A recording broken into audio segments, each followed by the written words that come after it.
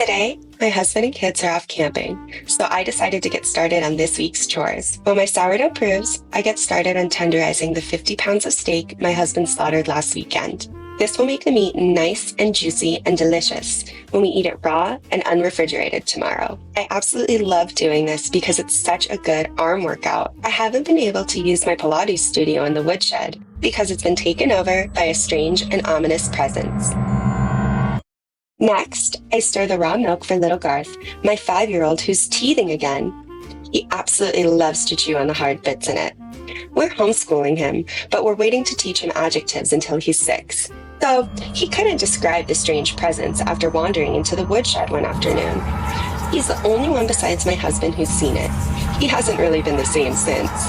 He keeps drawing the same complicated symbols over and over again in his notebook. Wow. He's so smart. I can't believe I get to be his mom. It's amazing how fast you can learn just by reading the Bible and the back of Dr. Bronner's bottles.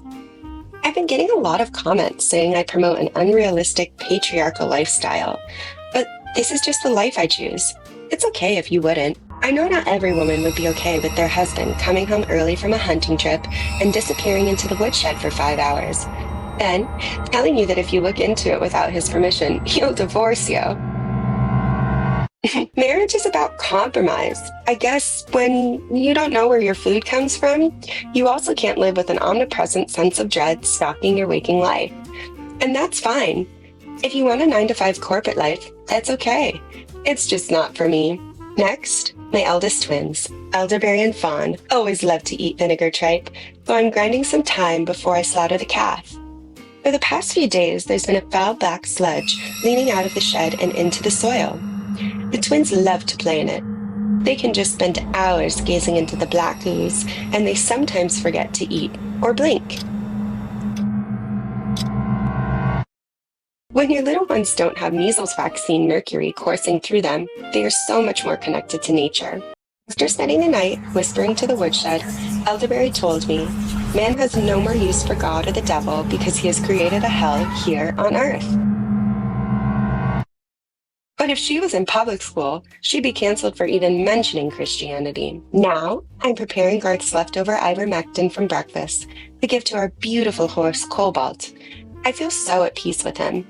I look into his eyes, and I know he understands me. He tells me not to be afraid of the presence in the woodshed. He says we should embrace it. It only wants to protect us. He shows me the horrors that might come to pass if we don't. My husband, force-feeding Garth vegetables stir-fried in seed oil.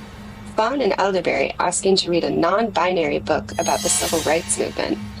Me, working as an adjunct anthropology professor at Northwestern. These things must not come to pass.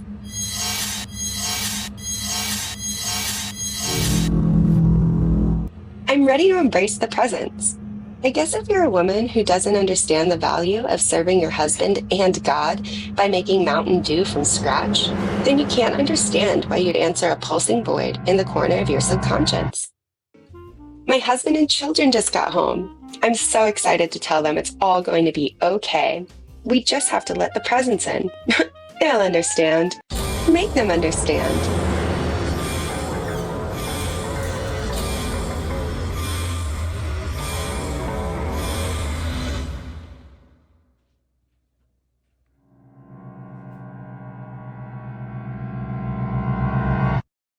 For more content on homesteading, modest dressing, or how the Pope made COVID-19 in the Vatican's underground lab, follow me here.